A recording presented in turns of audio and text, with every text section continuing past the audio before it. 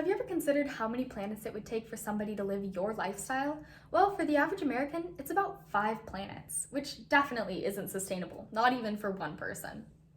Have you considered the amount of the planet's resources that you waste on a daily basis? While it's probably not 5 planets worth, it's still a lot of resources. Or have you considered that maybe if you just did a few things differently, you could lower your carbon footprint by a huge amount? And guess what? You can do it starting right here on campus today. And I'm here to help you discover how. As an electrical engineer at Cal Poly, it's a part of my passion to help address climate change, not just through technology, but also with solutions that anyone can incorporate into their daily lives. So let's get started by talking about how much water we use on an average basis. A lot of Americans don't think about their average water usage, especially on a daily level, but it turns out that the average person uses 100 gallons of water a day. This is to do basic activities like showering, washing your dishes, gardening, etc. Dr. Benjamin Svokel at RS University in Denmark says that if we keep doing what we're doing today, there's going to be no water by 2040. Well, what does he mean by that? No water. Does that mean like clean, safe drinking water? Does that mean to fight fires? I'll get into that later too. As an engineer, I need to know how to practice sustainability. Like I said, not just in technology, but also in my everyday life so that I can figure out how to solve some of these problems regarding climate change. I hope by the end of the speech to persuade you to adopt some environmentally friendly habits into your everyday lifestyle. And let's get started by talking about it. So a lot of people don't think about their virtual water usage. Well, what is that? Before we dive into it, just for reference, here is a 100-gallon fish tank. This is how much water that you use on a daily basis. Well, for the average American college student, it's more about 80 gallons a day, but still, that's quite a lot. And what do we use this on? Well, there's indoor activities like doing your laundry or showering, brushing your teeth at a sink, and also when you flush the toilet. All of this uses water, and it's quite a bit. There's also outdoor activities like when you wash your car or when you use sprinklers to help garden and keep your home nice. Now, a lot of us, we're in college, we're probably not at our homes, and probably none of us are homeowners, but these are things to think about when you talk to your parents. If you have a lawn, like this uses a lot of water.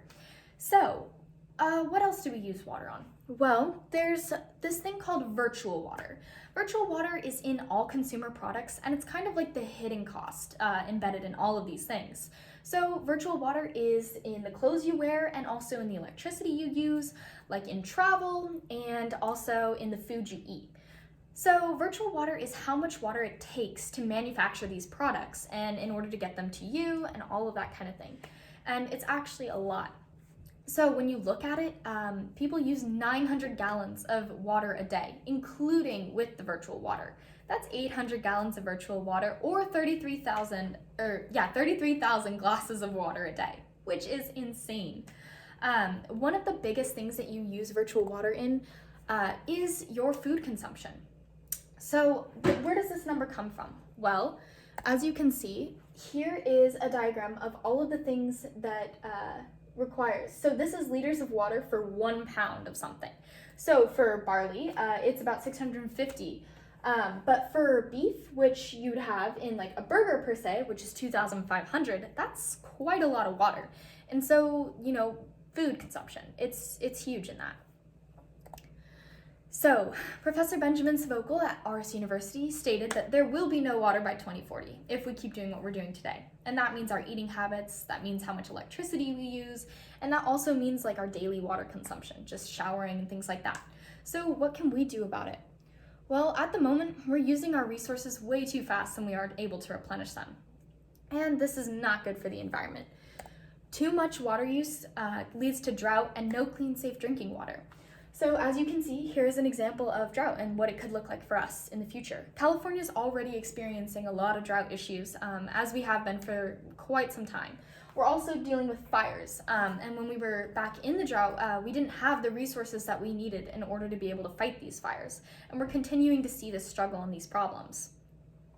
We also have a lot of plastic in our oceans, which you might not think corresponds to water, but if we don't have any clean water that we can use and our trash goes into the ocean, it also goes into our rivers and our lakes and other things where we might get our clean water source from, and that is going to become an issue.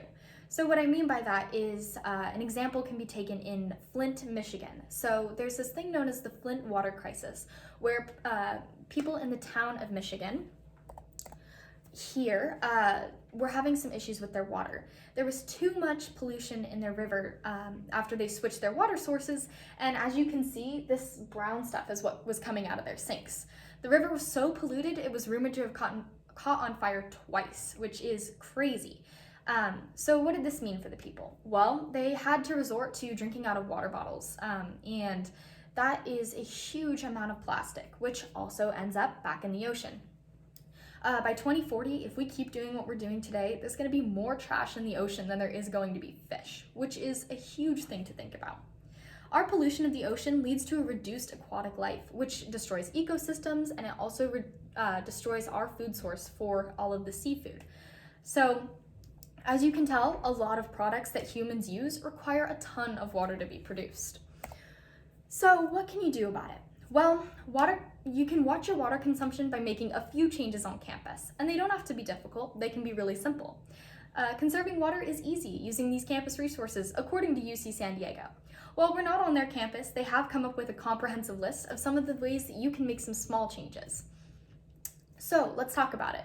You might think about the obvious things that you can do, like turning off the shower or the sink when you're not using it, which is definitely a great way to save a lot of water.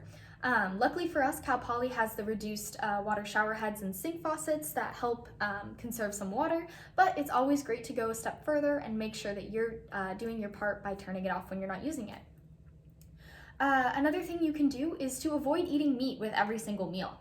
There's a lot of options on campus, including things that you can go buy in Village Market, which is quite a walk from Yakatutu, but it's not that bad when you think about it. Cal Poly's kitchens in Yakatutu are all open right now, so you can make meals that will last you quite a few days. And that also helps cut down on the trash that you'd accumulate eating 3 meals a day from Vista Grande. So these are just a couple things that you can think about. Another thing to mention is that Cal Poly is now serving these $30 3-course meals, and one of them just happens to be salmon with scallops. I haven't tried it yet personally, but if you're looking for a way to blow your dining dollars and you're looking also for a way to help cut back on the amount of virtual water that you consume in your food products, this might be an option for you. Another thing you can think about doing is shopping locally at thrift stores. If you're bored one weekend and you want to go into town and you're looking for something that you might want, something you can do is shop locally. So not only does this help the local area, it also helps give clothing a second chance. What I mean by this is that the amount of water it takes to go into your clothes is quite a bit, especially when you buy them brand new and you might wear them like 3 times before you toss it in the back of your closet, never to be seen again.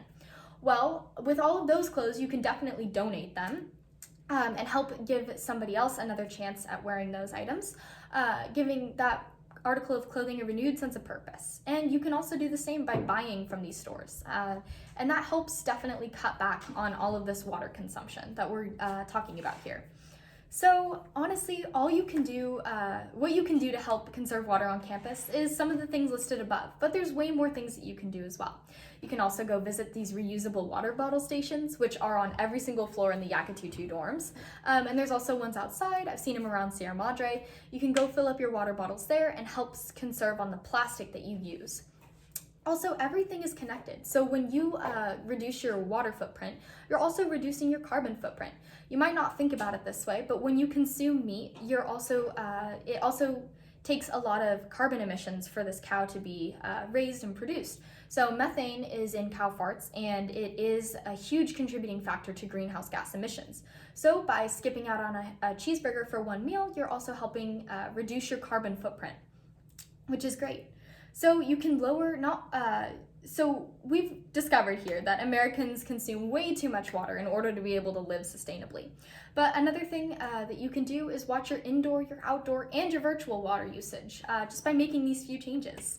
And you can lower your carbon footprint starting right here on campus. And you don't have to have any fancy technology to do it like maybe an engineer would, but you can just do it by making some small changes. Thank you so much.